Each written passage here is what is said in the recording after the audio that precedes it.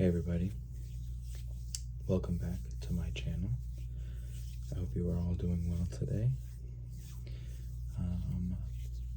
Why don't we just hop right into what we're doing today? So I got my book like I usually do, doing a little bit of studying today. I have a lot of studying today, so maybe this might be a little longer of a video, or I might chunk it up into chapters, we'll see. But why don't we just hop right into it? I got my book, like I said. I have my pencil, Sumo brand, Sumo Grip .7, Sakura. And I have my highlighters. So let's just hop right into it.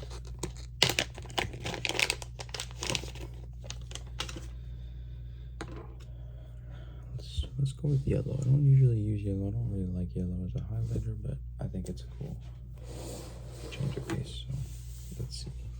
This chapter is called The Great Trans-Pacific Airline and Storm Door Company. And like always, we have a quote from Sun Tzu. This quote is, "If the army is confused and suspicious, neighboring rulers may cause trouble. This is what is meant by the saying, a confused army leads to another's victory." Sun Tzu. So let's see. We do not see the stars in motion, though they move at speeds of more than 1,000,000 miles per day. We do not see the trees grow or notice ourselves aging every day. We do not even see the hands of a clock in motion. We tend to think statically and are surprised, often uncomfortably, and sometimes fatally, by the constant changes in our world. This also applies to the world of business. It is difficult to shake our static notions of business and markets. This is why so many businesses seem to belong to an obsolete yesterday. Static companies become frustrated and confused by the nature of the business. They often try to become all things to all people. Few things are less effective than these companies, like the apocryphal Great Trans-Pacific Airline and Storm Door Company.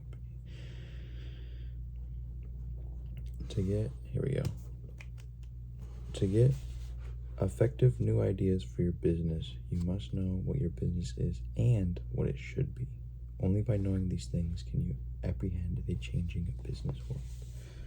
So let's go ahead and highlight these.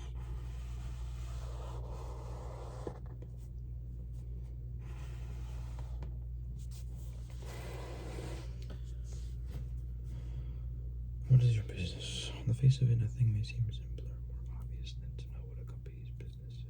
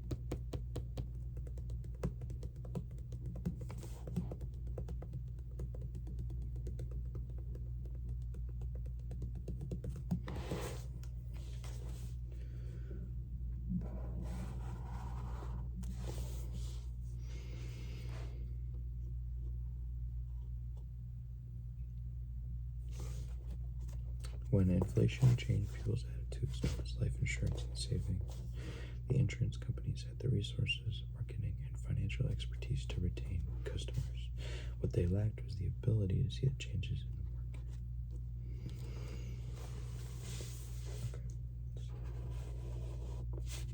market. So first we ask, what is our business? What should our business be?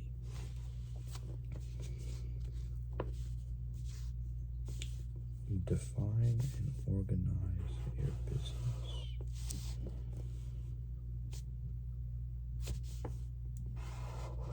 List the keywords for the business.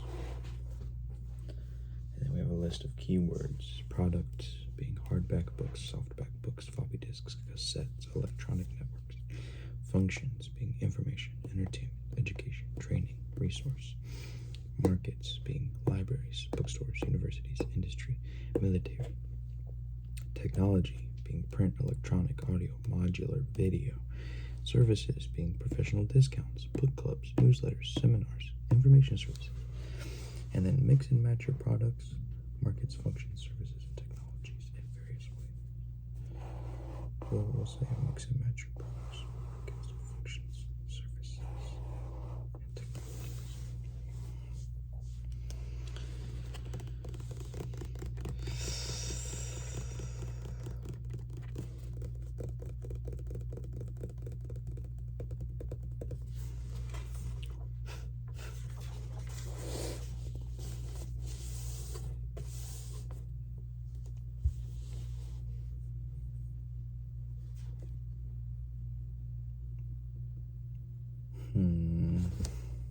You know, come to think of it, I didn't put a sticky note at the beginning.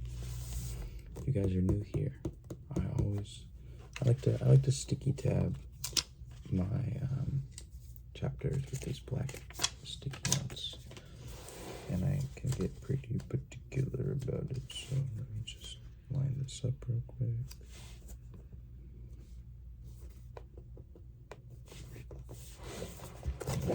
Even though I'm pretty particular, I'm getting better at it. And right as I say that, I messed this one up. Oof, do I hear people slamming doors? It's currently storming. Not storming. It's raining. Semi-heavily. And then people are being loud in here. So if you see, I have all these black sticky notes. Helps me keep my pages intact. Okay. So the Great Trans-Pacific Airline and Storm Door Company is a marketing tool of listing products, functions, markets, technologies, and service to dictate what your business is or what your business should be.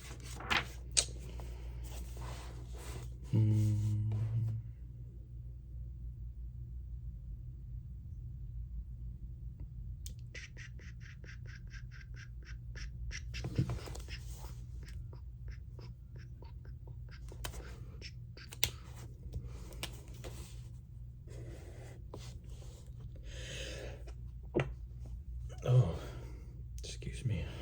So sorry. Okay. They mix and match keywords and fill in the blanks to arrive at the answer. Blah, blah, blah, blah, blah, blah, blah, blah. None of this is really important.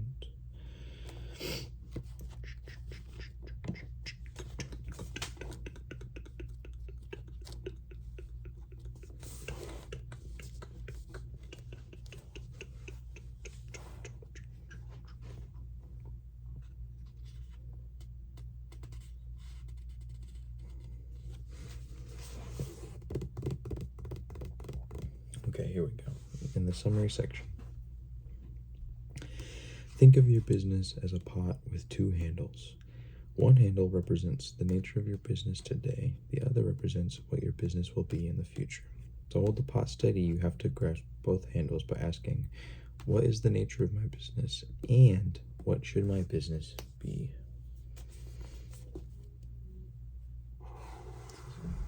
Let's go ahead and highlight that. And then we're going to write this as well. And there we go. So that is chapter, I think that was 15. Yeah, that was chapter 15. So let's go on to chapter 16. Chapter 16. I'm feeling like pink. I'm feeling pink. You guys thinking pink? Comment below what your favorite color of highlighter is, because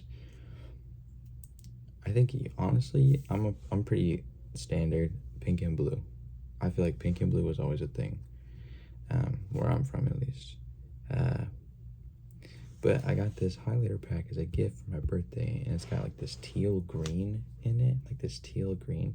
And low-key, it's really like a nice teal green. Like, I don't know how to. I'm not. Well, I like green. I'm not really a teal guy though. But something about that highlighter, it's just really appealing. I use it all the time. New chapter.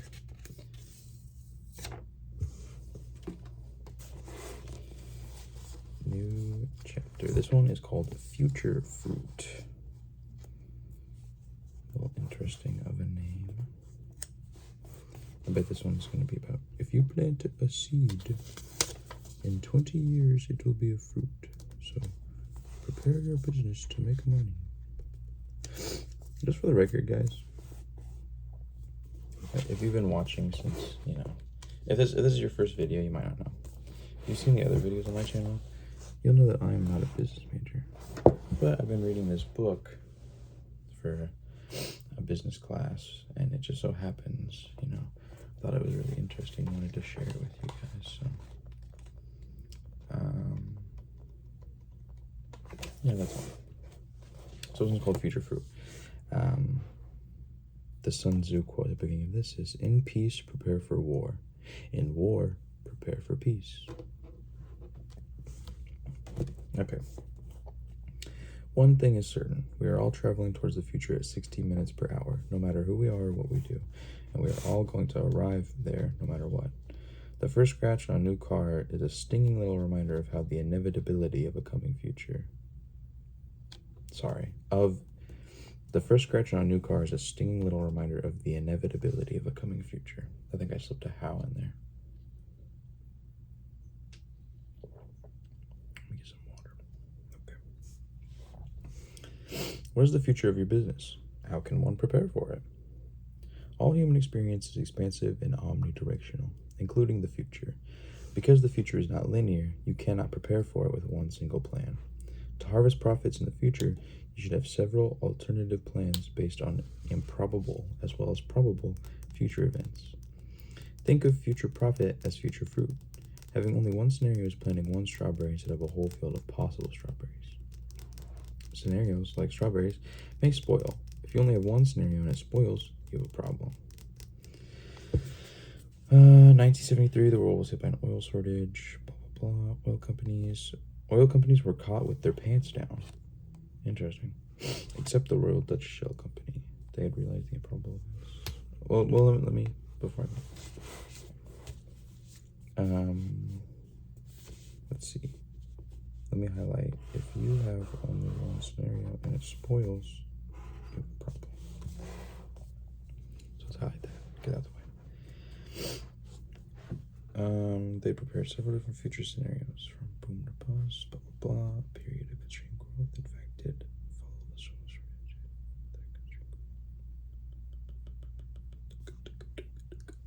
Exxon, by contrast, stood like a horse on ice after the oil spill in Alaska. Exxon, the state of Alaska, and the U.S. Coast Guard had only one scenario for a possible oil spill, and it was totally inadequate. When the Exxon Valdez went around in Prince William Sound in March of 1989, it caused the largest oil spill in U.S. history.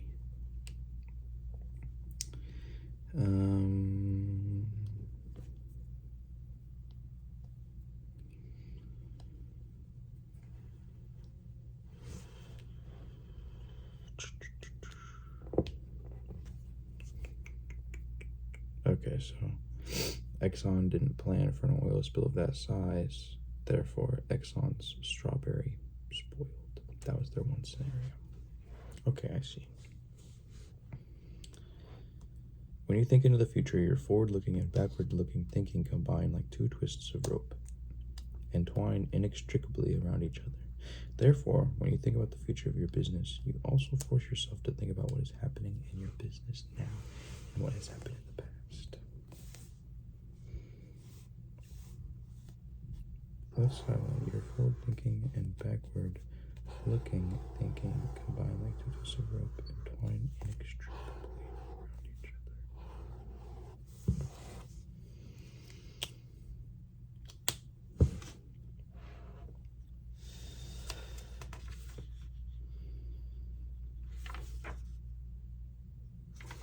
So here we go. Identify a problem. State a particular decision that has to be made.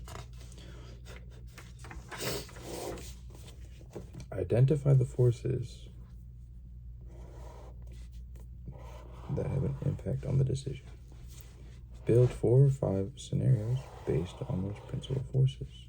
Use all the available information, 12 scenarios, blah, blah, blah. Develop the scenarios into stories or narratives. Search for business opportunities within each scenario.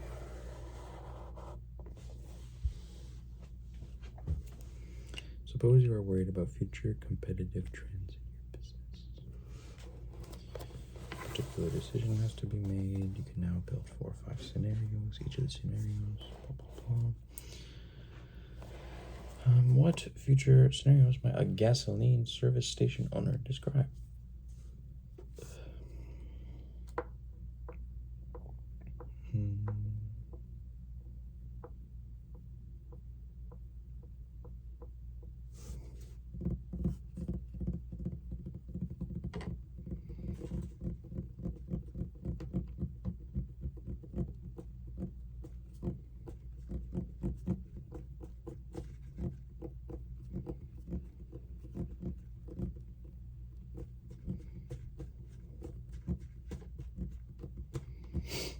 Okay, so this gas station is employing different ideas in case methanol or natural gas is substituted, gasoline becomes obsolete. These could be installing a car wash, making your station a pit stop, or providing an unusual service such as haircuts. That's interesting. I like this passage, so I'm gonna go ahead and put a little stanky. I don't remember what these not ellipses, something like that. Creating future scenarios pushes you to think about possible futures. Blah blah blah.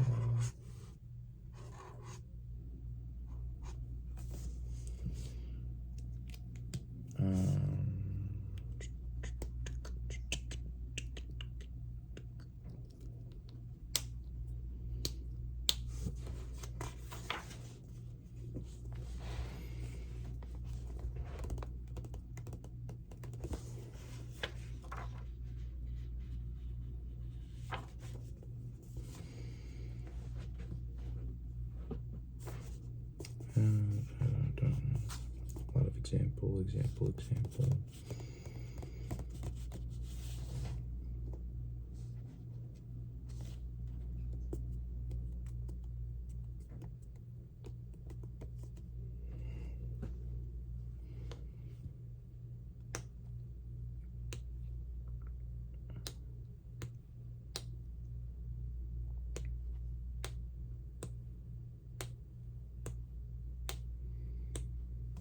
Okay, so this is explaining how Henry Heinz, for Heinz ketchup, we would know them now, bought a cucumber farm, spent all his money buying a cucumber farm, and a year later he's broke.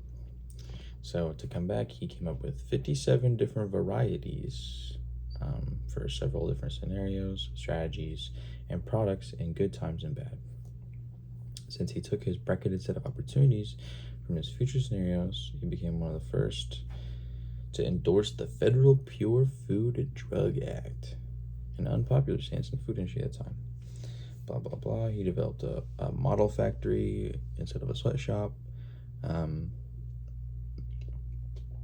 He gave his workers private lockers, a library, piano music, swimming pool, medical care, and free manicures daily. Management from around the world studies his factory, including a delegation from Japan who signed the guest book in 1901. If you do not plan for the future, you may end up like the father. Sorry. If you do not plan for the future, you may end up like the farmer who overfarmed his land to the point that he couldn't even raise his voice on it. That's a stanky little excerpt. Let's underline that. Not worth highlighting, but underlinable. Okay. And that is the end of chapter 16, right? Yep, that's it. Now we're on to the third part of the book, it looks like. Which I think is a good ending for us today. Guys, I'm almost halfway through. That has, been taking me a grip, but I'm getting through it. Well, that's all I have today. Thank you guys for tuning in. I appreciate all the support. If you liked the video, hit the like button, leave me a comment. I'd be happy to answer. Subscribe if you enjoyed the content. It really helps me out. I got a few more subscribers since last time I checked. I really appreciate you guys for staying around and coming. And yeah, I hope to see you in the next one. Have a good day, and I'll see you later.